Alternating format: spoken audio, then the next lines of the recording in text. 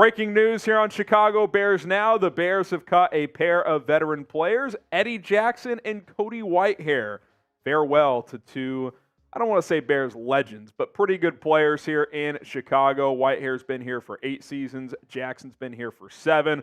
We'll talk about each of them one by one, the cap implications for both, and kind of put it all together as the video goes on as well. But this is why you subscribe to the channel. We're putting out at least 2 videos per day here on Chicago Bears Now. We're going live at least twice per week here on this channel. We break down the latest Bears news like this, rumors, and analysis. And we're also covering the draft and free agency as close as anyone as well. Trying to get to 100,000 subscribers by the end of the draft. We're at 87,000 and change. If you would subscribe, if you haven't already, it would mean the world. It's 100% free. And if you have, spread the word. Spread this channel to a friend, and let's try to get more Bears fans in here.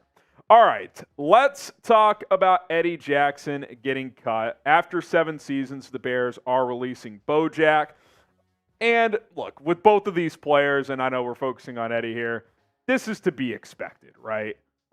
Eddie Jackson just did not have a great season this year for the Chicago Bears, and you wondered how he would play coming off that Lisfranc foot injury. You look at the numbers here. Played in 12 games, and a few of those he left early because he kept re-aggravating that foot. PFF grade was low. Quarterbacks ratings when targeting Eddie was over 121. Now, I thought the last month or so he played better, although he wasn't very good against Green Bay. But the few weeks before that, I thought he was finding his game again a little bit. Had that nice interception against the Browns late in the year. So I still think he can start in this league. But he didn't look the same this season. He just didn't look like that player. I give Eddie Jackson a lot of credit. I thought when Ryan Poles took this job, he might have been cut when they cut, Danny Trevathan and traded Khalil Mack. But Matt Eberflus vouched for him, wanted to coach him, and I thought he got Jackson back re-engaged because you remember he was awesome in 2018 and 19, wasn't great in 20 and 21, and Bears fans wanted him out of here. Played great in 2022, but then he suffered that foot injury and just wasn't the same player this season. I think that was pretty obvious. He just looked a step slow. I don't know if he ever trusted that foot fully. And when you factor in how much he was set to make this year against the salary cap, it was kind of a no-brainer, right? $18.14 million. I mean, that's all pro safety money, and he's just not that guy at this point in his career. So you save over $12.5 million by moving on here. It's a pretty obvious move. We've been talking about this for a couple of weeks. If you wanted to take a major pay cut, like a $10 million pay cut, maybe you could justify keeping him. But, unless he was willing to get close to that $12.5 million pay cut, then I think moving on was going to make sense. And Eddie Jackson probably thinks he can make some decent coin in free agency. So we'll see where he ends up. I think a team like the Eagles make a lot of sense. They had safety issues. I would expect him to sign with a contender, but he is no longer going to be in Chicago, which is going to create a need for safety at the for the safety position for the Bears, which we have some names that they could target here in a moment. I want to know, what's your favorite Eddie Jackson memory? Favorite Bojack moment? I think for me, as you guys get your comments down below, I just think that entire 2018 season, which of course is a major what if after the double doink, we all know that. He was special, man. He was a special free safety that year. He was just terrific. He had a couple of pick sixes, 5 breakups. I think he actually had 6 interceptions in total. I typed 2 twice because he had two of them were for touchdowns, but he was great. I thought he was good again in 2019. He wasn't the same in 20 and 21. Bounced back in 22. Wasn't the same last year. But I'll always like Eddie Jackson. At times he was frustrating to watch because he didn't tackle much, but he still did a lot of good things here, and I definitely don't want to hold that against him. Jeremy, do we have that safety list? We'll get to that here in a second here, producing live on the fly. Shout out to Jeremy Chugs. Some of the top names in free agency to monitor right here. Now, a guy like Antoine Winfield, he could be a tag candidate for Tampa. We'll see what they do there. Mike Evans under consideration as well. Kyle Duggar, Cameron Curl, some interesting names. Xavier McKinney, Jordan Fuller. I like Geno Stone with Baltimore. He emerged this year. I think he had like 7 interceptions, and I don't think he's going to cost a ton because they use like 3 safety looks a lot in Baltimore. Obviously, the Bears run more of a traditional 2 safety package, so he would get a bigger opportunity here, but maybe he wouldn't cost as much. You would certainly want to pay someone less than what Eddie Jackson was going to cost you, right? So certainly something to look at. If you're looking at some guys in the draft, Tyler Nubin, we've taken him in a couple of our mock drafts. Cameron Kinchin's teammates of Tyreek Stevenson at Miami. That could be an interesting one. Kalen Bullock out of USC, and then Javon Bullard, a guy we've taken in a lot of our mocks as well. So I definitely think that's obviously a position of need. Elijah Hicks, God bless him, he is not a starter in this league at this point. He has value as a backup and a special teamer, but he is not the answer to replace Eddie Jackson. So now you got to find out who is, and it's definitely another need that gets created. You know, it's always fun and games when you say, well, you cut a player to save cap space. Well, you're going to have to replace Eddie Jackson. It's not as big of a deal with Cody Whitehair, who was a backup by the end of last season.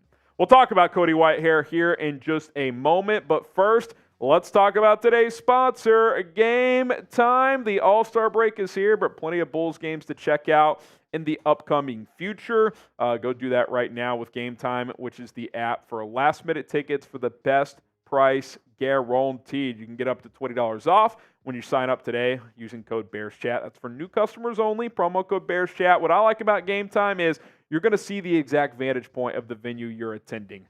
Maybe it's a stadium you're not familiar with. Maybe you haven't gone to a game at the Bulls Arena in a while, and you're like, I don't know what Section 204 means. Oh, here's your looking point. Plus, a note Jeremy Chuggs made, our producer today, that little blue dot next to that game at the bottom, that signifies special events. So they might be giving away free T-shirts that night. They might be doing this, doing that. So go check out all of that.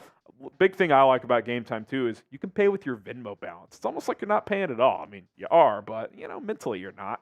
Use that promo code BearsChat when you download the Game Time app today. Search the App Store. Also, we got a link in the comments and in the description and in the live chat if you're watching live. Game Time, last-minute tickets for the lowest price guaranteed. You can bank on that.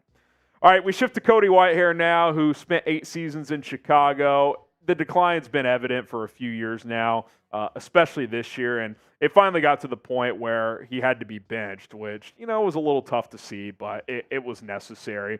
They tried to bring him back this year and tried to move him back to center, and it just didn't work. He couldn't snap the ball, and I think that lack of versatility now where, even if he's not a starter, if he could play both guard spots and center, there'd still be value there, but you can't trust him to play center. So I think it's time to move on, and that's why they've done this. And, again, PFF is just one measuring service, but I would say these grades match up with the eye test. He just doesn't have that anchor anymore. He's lost some power, and that happens. He's an older player. He's been in the NFL for 8 years. He's taken a beating, and he's been an absolute warrior for this team. And unfortunately, he's kind of washed. That's just what it is.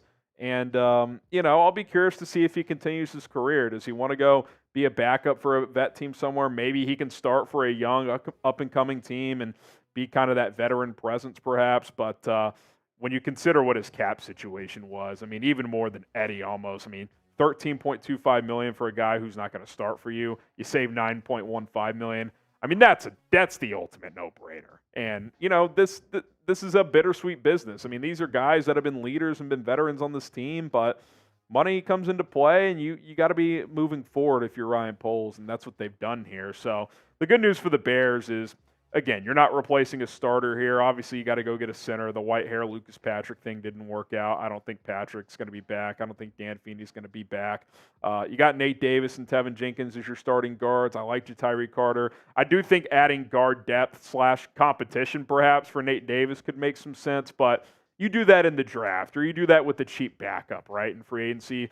You don't do that with $13 million Cody Whitehair. So we'll see what the Bears do in that spot, but certainly the bigger shoes to fill for the 2024 roster is Eddie Jackson, a clear starter at that free safety position. So certainly an area that the Bears are going to have to target in free agency and or the NFL draft. So get in the comments and show these two players some love. They've been around for a while. Cody Whitehair, Eddie Jackson, type 65, type 4, their jersey numbers. We appreciate them. They've both had really good runs in Chicago, and wish them both well. Again, I'll be curious to see if Cody keeps playing. He could certainly retire, and that would be justifiable. And I definitely think Eddie Jackson will keep playing. I think he can start for some teams in this league. So we'll see how that all shakes out, and we wish them the best moving forward. All right, hit that subscribe button if you want more Bears news and rumors content. We're here every single day, publishing at least 2 videos per day, so we appreciate the love and the support. Turn on those notifications as well. That way you never miss a video.